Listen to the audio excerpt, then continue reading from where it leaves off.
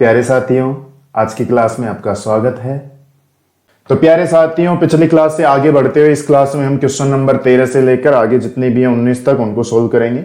तो question number 13 है, मान लीजिए किसी रोगी को दिल का दौरा पड़ने का संयोग 40% है। ठीक है, यह मान लिया जाता है कि ध्यान और योग विधि दिल का दौरा पड़ने के खतरे को 30% कम कर देता है और दवा द्वारा खतरे को 25% कम किया जा सकता है। किसी भी समय रोगी इन दोनों में से किसी एक विकल्प का चयन करता है। यह दिया गया है कि उपरोक्त विकल्पों में से किसी एक का चुनाव करने वाले रोगियों से यादृच्छिक चुना गया रोगी दिल के दौरे से ग्रसित हो जाता है। रोगी द्वारा ध्यान और योग विधि का उपयोग किए जाने की प्रायिकता ज्ञात कीजिए। तो ये क्वेश्चन है बेज प्रमेय से। एक तरह से देखो, क्वेश्चन को आराम से समझते हैं कि किसी रोगी को दिल का दौरा पड़ने का संयोग 40% है।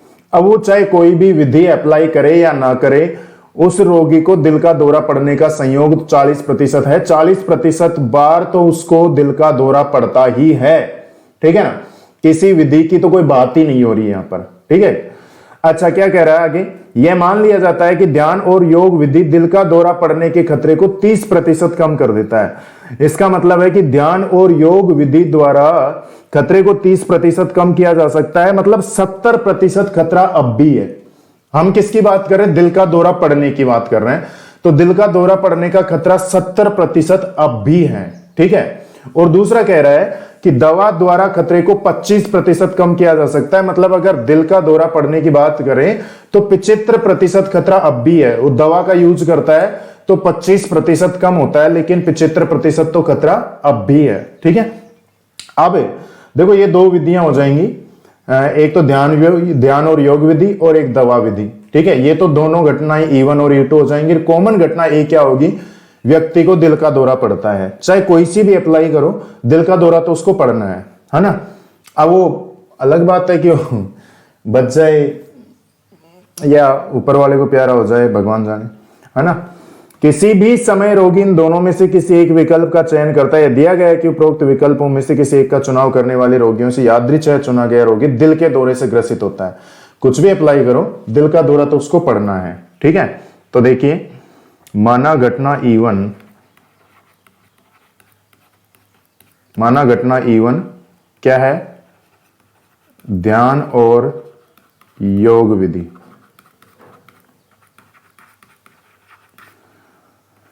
घटना E2 दवा विधि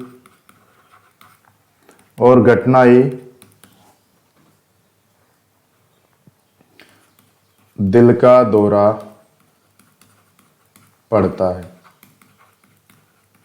ठीक है भाई, तो देखिए P1 दो ही विधियां अपने पास, तो P1 और P2 इन दोनों की वैल्यू तो आ जाएगी 1/2 1/2। ठीक है, PA/E1 इसका मतलब क्या है?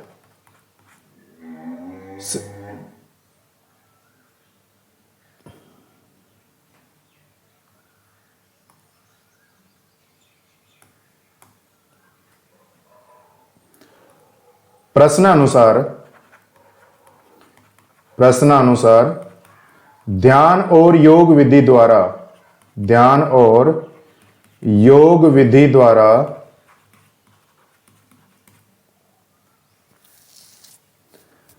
कितना है? खतरे को 30%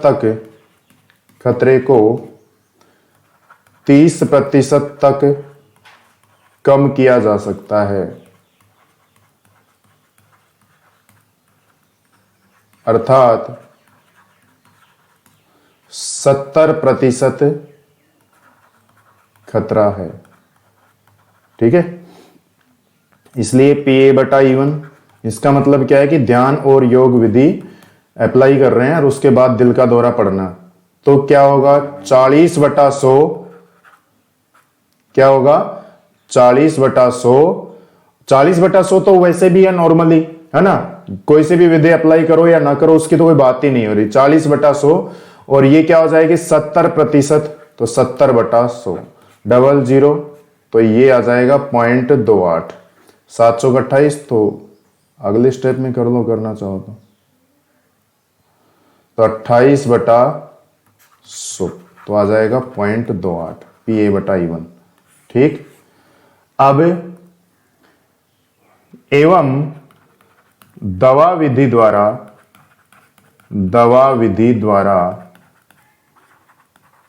खतरे को 25% तक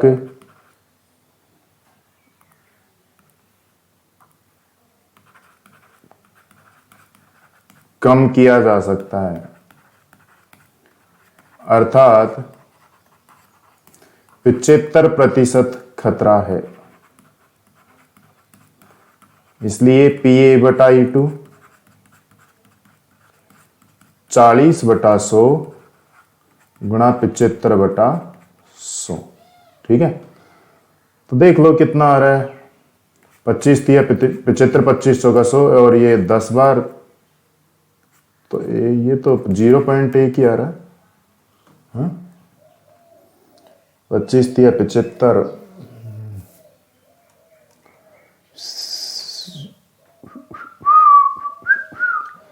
25 चौका 100, अरे 0.30, सॉरी 3 भी तो है।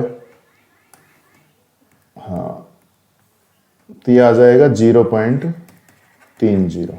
ओके, अब बेज प्रमेय से अप्लाई कर लो इसको। क्या पूछा है इसने?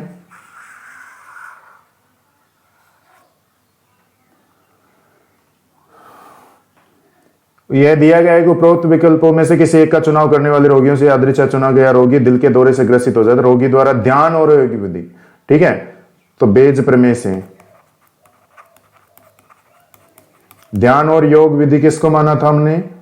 घटना E1 को, तो P/E1 पूछा इसने, E1/A, तो P1 PA/E1, P1 PA/E1 plus P2 PA/E2। तो क्या हो जाएगा? P1 वो तो 1/2 और A/E1 0.28 गुणा 1/2 गुणा 0.28 प्लस 1/2 गुणा 0.30, तो 1/2 गुणा 0.28 बटा 1/2 तो कॉमन ले लो और 0.28 प्लस 0.30, तो ये तो कट पिट जाएगा। तो 28 बटा पॉइंट के बाद 2 अंक, पॉइंट के बाद 2 अंक, 28 और 30 कितना हो जाएगा? 58। तो 0.28 और 0.58 रहेंगे तो 28/58, तो 2 से काट लो 14/29। ये आपका फाइनल आंसर हो जाएगा।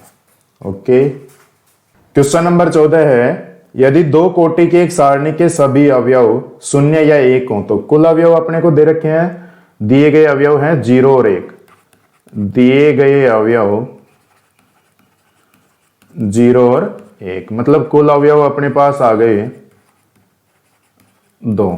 ठीक है, और 2 कोटि की कह रहा है, तो 2 कोटि में अवयव कितने होते हैं? 2 कोटि का मतलब 2/2। ठीक है, 2/2, जैसे ये कोई सारणिक है ABCD, ये 2/2 की है, 2 पंक्ति है ना, ये तो एक पंक्ति और दूसरी ये, ठीक है, और 2 स्तंभ। ठीक है, तो पहली वाली संख्या तो पंक्ति को दर्शाती है और दूसरी वाली स्तंभ को, तो 2 तो पंक्ति हो गई, 2 स्तंभ, तो अवयव कितने हो गए इसमें? 4। तो ये 2 गुणा 2, जो 2/2 ये कोटि है ना, 2 × 2, 2/2 बोलते हैं इसको, ऐसे इसको, तो इसमें कितने अवयव हैं? 4। ठीक है, तो 2/2 कोटि की सारणी में कितने अवयव होंगे? 4। ठीक है, तो चूंकि 2 कोटि की सारणिक में अवयव की सारणिक में अवयव कितने हो जाएंगे? 2 × 2 = 4। अब सुनिए क्या कह रहा है, सभी अवयव 0 या 1 हो तो सारणिक का धनात्मक मान होने की क्या प्रायिकता है? ठीक है, सारणिक का मान धनात्मक होने की पूछ रहा है, तो पहले ये देख लो कि कुल कितनी सारणिक होंगी। ठीक है, तो 2 अवयवों से 2/2, ये 2 कोटि को 2/2 भी लिख सकते हैं ना, कोटि की कुल सारणिक बराबर 2 की पावर 2/2, मतलब 2 की पावर 4 बराबर 16। इसलिए कुल परिणाम अपने पास आ गए एक तरह से 16। ओके, कुल परिणाम अपने पास आ गए 16। अब धनात्मक की बात कर रहा है, धनात्मक की पूछ रहा है, तो धनात्मक होने वाली सारणिक, धनात्मक मान वाली सारणिक ये कौन कौन सी होंगी वो देखो, 1 0 0 1, इसका मान पॉजिटिव होगा क्या देख लो, 1 एकम 1 -0 1 होगा, 1 1 0 1, इसका मान भी पॉजिटिव होगा क्या, पॉजिटिव ही होगा, 1 0 1 1, इसका मान भी पॉजिटिव होगा। भाई देखो इसका मान, इसकी बात करते हैं, ठीक है,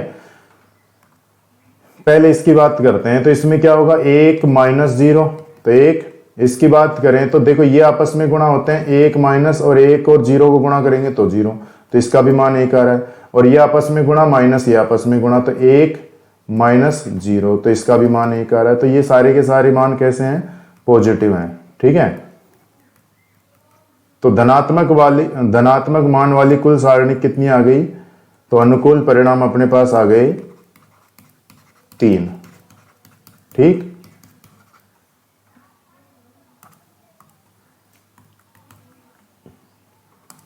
इसलिए धनात्मक मान की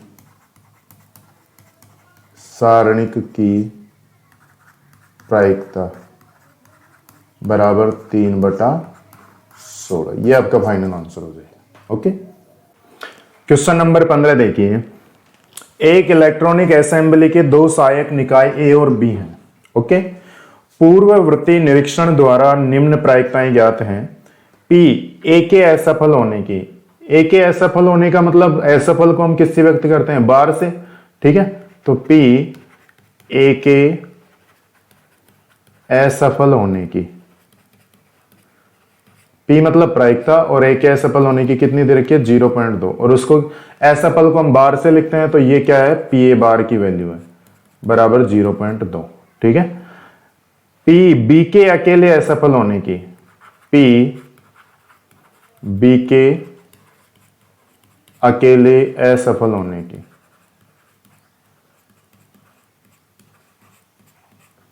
वो कितनी दे रखी है, 0.15। अभी जो अकेला बी असफल होने की बात कह रहा है, तो वो सुनिए एक तरह से, यहां हम जगह छोड़ देते हैं, इसकी बात बाद में करेंगे, है ना, पहले लिख लेते हैं। और पी ए और बी के असफल होने की, पी ए और बी के असफल होने की,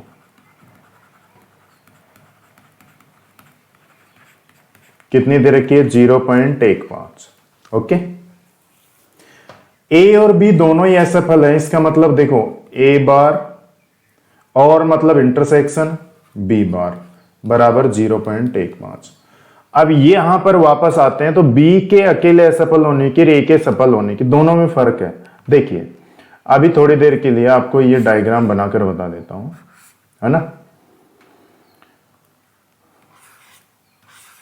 जैसे ये ए है, ये बी है, ये ए इंटरसेक्शन बी होगा, ये वाला पार्ट ए इंटरसेक्शन बी, और ये वाला पार्ट क्या होगा, अकेला ए, केवल ए होगा ना, केवल ए का मतलब जिसमें बी का कोई रोल नहीं हो, ये होता है केवल ए का। और ये केवल बी होगा जिसमें ए का कोई रोल नहीं हो। तो ये केवल बी कैसे आया, पूरे बी में से ए इंटरसेक्शन बी घटा देंगे तो आएगा केवल बी। बी नहीं बोलेंगे, इसको बोलने में ही केवल बी बोलेंगे, सिर्फ बी, अकेला बी या केवल बी, जो भी बोलो, अकेला बी, है ना। तो ये है ना, ये वाला पार्ट, ये ठीक है, ये वाला पार्ट, ये है ना, ये अकेला बी है, ये केवल बी है या अकेला बी है। तो ये केवल बी कैसे ज्ञात करेंगे, ये पूरा बी यहां तक है ना, पूरा बी, ठीक है। इस पूरे बी में से इंटरसेक्शन बी अगर माइनस कर देंगे तो केवल बी आ जाएगा, क्योंकि ये जो पार्ट है ना, ये केवल बी का नहीं है, ये ए का भी है, दोनों का मिक्स है ये, ठीक है। तो केवल बी का मतलब है कि ए का कुछ भी भाग नहीं होना चाहिए। तो ए का कुछ भी भाग नहीं होगा, वो पार्ट तो यहां से शुरू होगा, है ना, यहां से शुरू होगा वो, तो ये इधर से, ठीक, यहां तक तो ए बी है, तो ये इधर से पार्ट शुरू है, इसका मतलब ये इंटरसेक्शन भी घटा दिया गया है इसमें से। ओके, तो ऐसे ही यहां पर असफल की बात हो रही है, तो बिल्कुल ऐसे ही हो जाएगा, जैसे केवल बी हमने क्या बताया, बी में से ए इंटरसेक्शन बी को माइनस करके, ठीक है। तो ऐसे ही केवल बी बार की बात करेंगे तो बी बार में से ए बार इंटरसेक्शन बी बार को माइनस कर देंगे, बिल्कुल इसी तरह से। ठीक, तो आ जाओ आप।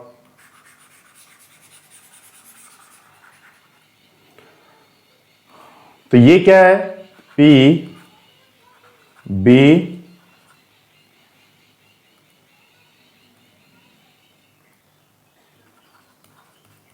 अकेला असफल 0.15। ठीक है, तो ये तो पहले से ही दे रखा है, इसको तो हटाओ तो 0.15 को। अपने पास जो फॉर्मूले की बात कर रहे थे वो लिख लेते हैं आप। मतलब ये क्या होगा, पी बी बार में से पी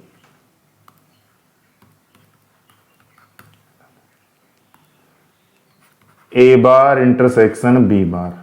ठीक है, तो पी बी अकेला असफल ये तो दे ही रखा है 0.15 बराबर P B bar minus P A intersection A bar intersection B bar, इसकी वैल्यू दे रखी है 0.15। तो ये इधर आएगा तो 0.15 प्लस 0.15 बराबर पी बी बार। तो यहां से पी बी बार की वैल्यू क्या आ जाएगी, पी बी बार अपने पास आ जाएगा 0.30। ठीक है, अब आ जाओ।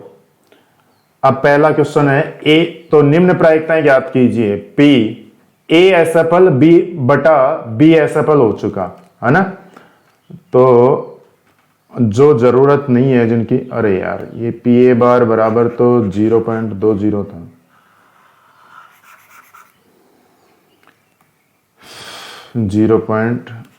पी ए बार बराबर 0.2। आ जाओ अब। पहला पी ए एसएफएल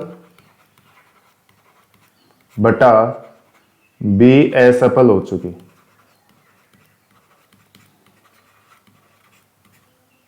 ठीक है, इसका मतलब क्या है, पी ए बार एसएफएल का मतलब बार बटा बी बार।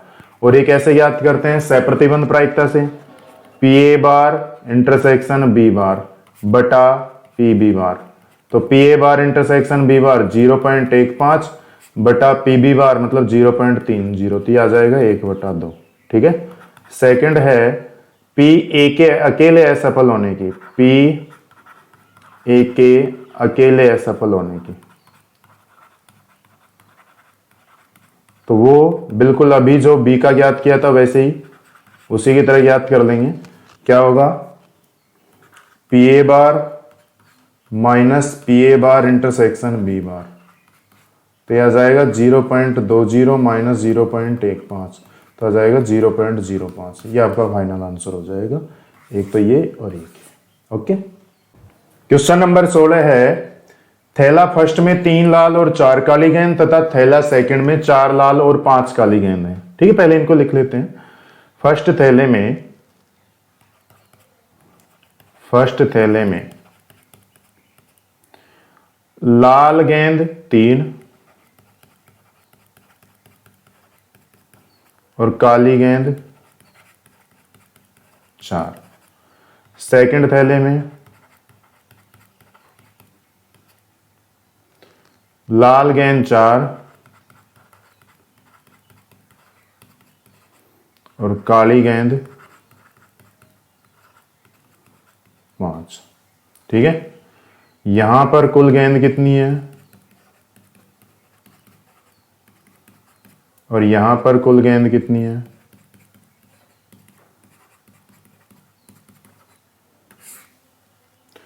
अब क्या कह रहा है, एक गेंद को थैला फर्स्ट से थैला सेकंड में स्थानांतरित किया जाता है। ठीक है, पहले थैले में से एक गेंद सेकंड थैले में डाली जाती है, वो चाहे लाल हो चाहे काली हो, हमें नहीं पता। ठीक, अब क्या कह रहा है, और तब एक गेंद सेकंड थैले से निकाली जाती है, निकाली गई गेंद लाल रंग की है। मतलब पहले थैले से सेकंड थैले में एक गेंद डालने के बाद सेकंड थैले से लाल गेंद निकाली जाती है, ये इसका मतलब। ओके, अच्छा क्या कह रहा है, देखो मैं क्वेश्चन क्लियर कर दूं कि पहले थैले से चाहे लाल ट्रांसफर की गई हो और चाहे काली ट्रांसफर की गई हो, सेकंड थैले से लाल ही निकाली गई है। तो क्वेश्चन एक तरह से क्लियर हो रहा है कि बेज प्रमेय से है, ये संगत घटना होगी एक तरह से। तो स्थानांतरित गेंदें काली होने की प्रायिकता ज्ञात कीजिए। अब देखो, अगर घटना E1 लाल की मान ले तो E2 बटा ए पूछा है इसने, माना घटना E1 स्थानांतरित गेंद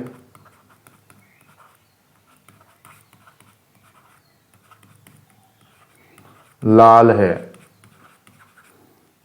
और स्थानांतरित गेंद काली है।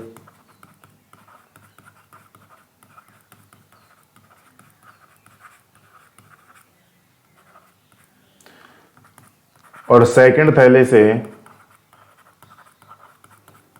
लाल गेंद निकाली जाती है।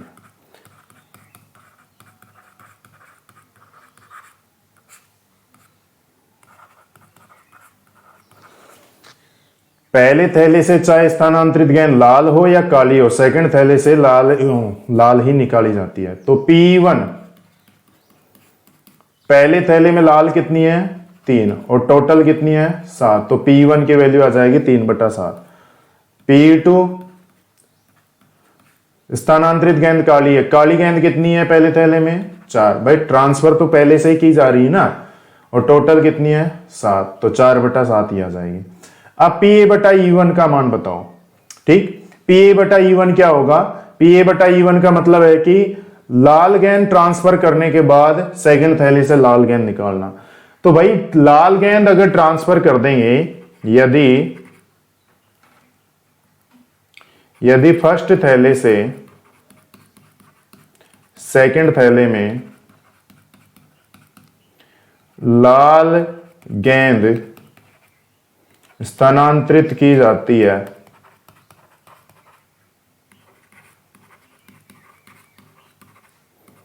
तब तो सेकंड थैले में देखो एक गेंद यहां से ट्रांसफर कर दी गई लाल रंग की, तो लाल रंग की गेंद अब हो जाएंगी 5, 4 तो पहले से थी, अब एक और हमने डाल दी तो ये हो जाएंगी 5, और कुल कितनी हो जाएंगी 10। भाई 5 काली पहले से है और एक ये 4 लाल हैं, तो टोटल थी 9, एक और डाल देंगे तो हो जाएंगे 10।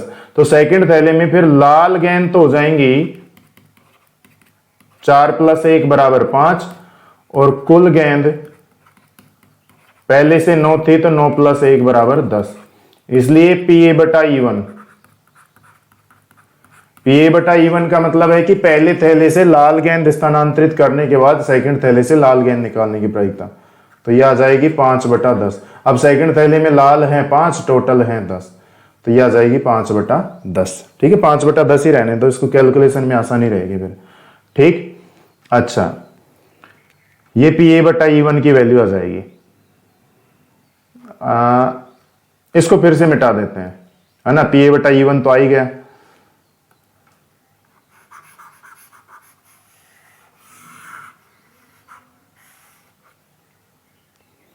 अब यदि फर्स्ट थैले से सेकंड थैले में काली गेंद स्थानांतरित की जाती है,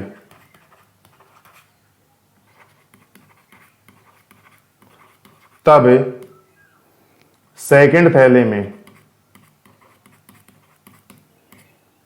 लाल गेंद, भाई ट्रांसफर तो हम काली कर रहे हैं ना, तो लाल गेंद की बात हो रही है क्योंकि निकाल हम लाल ही रहे हैं, तो लाल गेंद तो 4 ही रहेंगी क्योंकि ट्रांसफर हमने काली की है, और काली गेंद और सॉरी कुल गेंद, काली की तो बात ही नहीं कर रहे, निकाल तो लाल रहे हम, तो कुल गेंद 9 + 1 = 10। इसलिए PA/E2 कितना हो जाएगा 4/10। ठीक है, तब बेज प्रमेय से क्या पूछा था इसने, स्थानांतरित गेंद की काली होने की, तो काली हमने सेकंड घटना E2 माना है, तो PE2/A पूछा है इसने। ठीक है,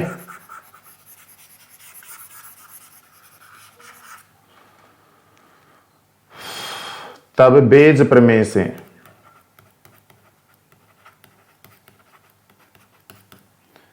PE2/A P1 PA/E1 P1 P A बटा E one plus P E two, sorry P E two बटा ए पूछा है तो P E two P A बटा E two, P E two P A बटा ई टू। ओके, तो P E two 4/7, A बटा E two 4/10, E one 3/7, 5/10 plus 4/7, 4/10। तो देखो ऊपर भी लघुत्तम तो 70 ही आएगा, तो 16/70 और नीचे भी लघुत्तम 70 ही आएगा, तो 15 प्लस 16, तो 70 से 70 कट जाएगा, तो 16/31। ये आपका फाइनल आंसर हो जाएगा। ओके, क्वेश्चन नंबर 17 है। देखो क्वेश्चन नंबर 17, 18 और 19 ऑब्जेक्टिव टाइप के हैं। क्या है, निम्न प्रश्नों के सही उत्तर का चुनाव कीजिए। तो क्वेश्चन नंबर 17 है, यदि ए और बी दो ऐसी घटनाएं हैं कि P A is not equal to 0 और पी बी बटा ए इक्वल टू 1, तब हमें ऑप्शन दे रखे हैं कि A subset of B, B subset of A, B equal to 5 और ए इक्वल टू 5।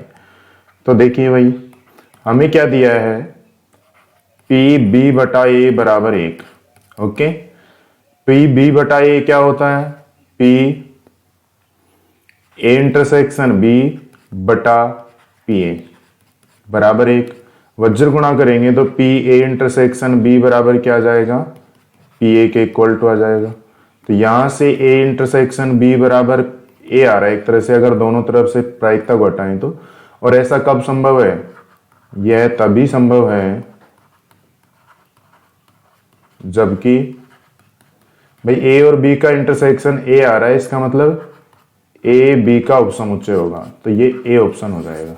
ठीक है, क्वेश्चन नंबर 18 है, यदि पी ए बटा B greater than P A, P A बटा B greater than P A, तो निम्न में से कौन सा सही है, पी बी बटा A less than P B, P A intersection B less than P A P B, P B बटा A greater than P B, P B बटा A equal to P B.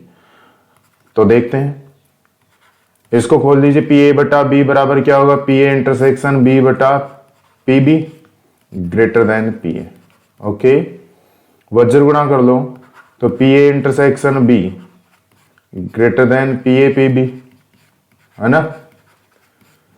Option के हिसाब से देख लो, P ए नीचे आ रहा है ज्यादातर ऑप्शन में, तो पी ए को नीचे ले लो, पी ए इंटरसेक्शन बी बटा P A greater than P B.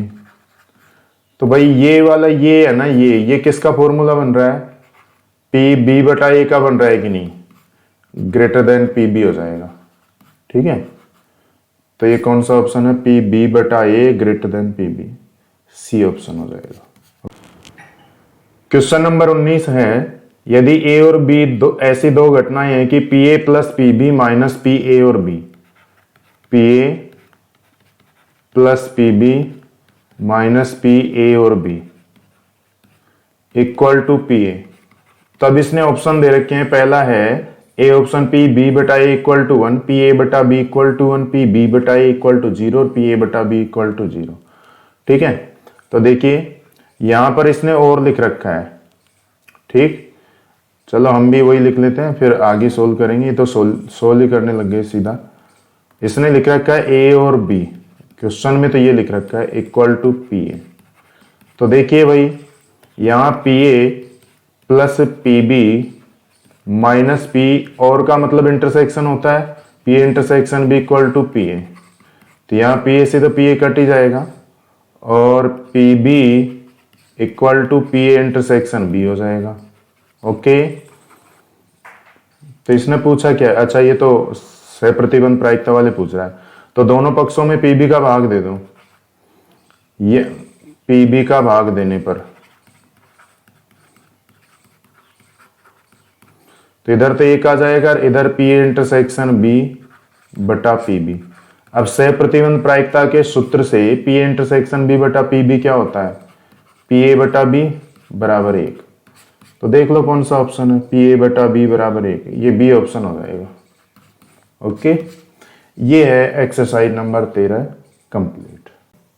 तो आज की क्लास में इतना ही, मिलते हैं नेक्स्ट क्लास में। जय हिंद, जय भारत।